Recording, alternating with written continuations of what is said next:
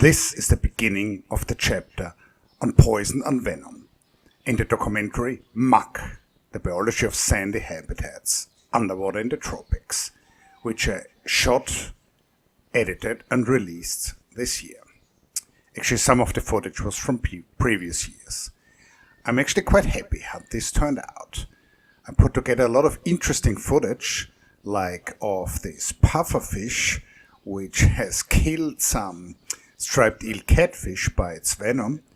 And I put this footage together, and I think I assembled quite a bit of biological insight about the lives of the animals in the habitats where muck diving takes place.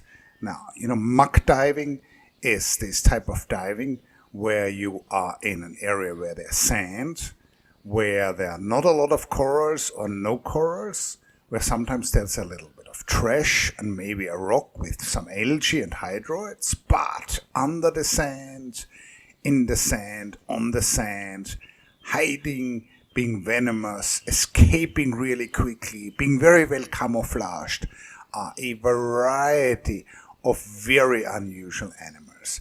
This is a spiny devilfish here, by the way, which is showing us his pectoral fin warning colors. So, in this documentary, I show how special these animals are, and that they're not just animals which are just by the side of the coral reef, but that this is a very specific type of underwater habitat, particularly in the tropics, where biodiversity is so high, and that these animals deserve a lot of attention from underwater photographers, which they get, and they deserve a lot of attention from academic marine biologists, which I think they're increasingly getting. So here again is the spiny devilfish. You can see a number of bizarre animals in these muck habitats. And Darwin on Negros Island in the Philippines, where I live, is really one of the great hubs of muck diving. This is a very poisonous flatworm.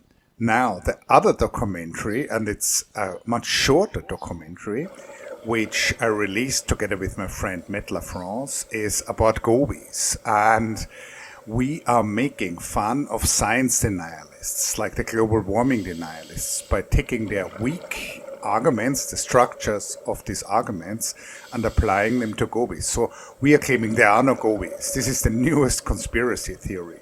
So let's listen to what Matt has to say about the fact whether there are gobies or not. But let me say this. Last week we went on a dive and there were a bunch of gobies. I pointed them out. Pointed them out to who? I didn't see any gobies. Just because you think you saw gobies. Well, last week I saw a lot of gobies. 2 weeks ago I went on a dive. There was no gobies. So how could there be gobies? Okay. Now, this year, we also had the pleasure of traveling to Thailand. And this is a beautiful country with a lot of beautiful temple architecture. And it is a country where some of these temples have semi-wild macaques hanging out there. So I got to film this. I'm always fascinated by monkeys. So similar to humans, still different, but there's so many things, obviously, which we share with them. And generally, I like, of course, filming underwater, and I will continue putting a lot of underwater footage and documentaries about the marine world in the Philippines on my YouTube channel, on my blog. But I've really gotten the taste for travel vlogging. So it's really quite interesting. I mean, travel does interesting things to you. I mean, it's such a cliche that it opens the mind, but it does. If you know how to observe, then, travel really widens your perspective. And I spent so much time going around the Philippines, which is such an interesting place. So in the next couple of months, expect more Philippine travel vlogging. So from this year, I'm linking to this Thai blog, and check out all the beautiful temples we saw. Check out the monkeys. It was really quite an experience. now. So these, I think to me, these were really the highlights of this year.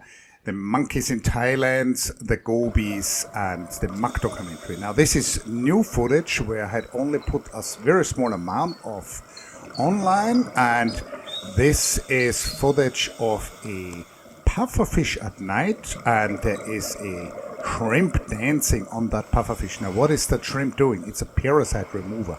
So there are actually 3 or 4 shrimp working on this pufferfish, and we saw this during a night dive.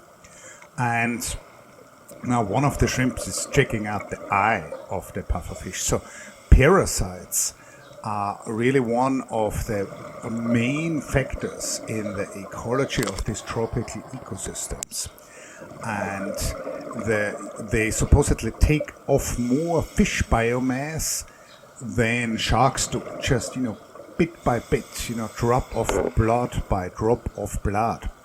And they greatly interest me. So I've published 2 academic papers together with my lovely colleagues this year on fish parasites, and I'm really planning to, if I manage to find the time, to get a documentary out this year, meaning in 2024, about the parasites removers on the reef, like this amazing shrimp here, and particularly about the cleaner wrasse, which I think is the smartest fish in the ocean.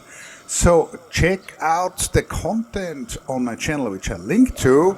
Like, subscribe, buy my books, and see you many times this year.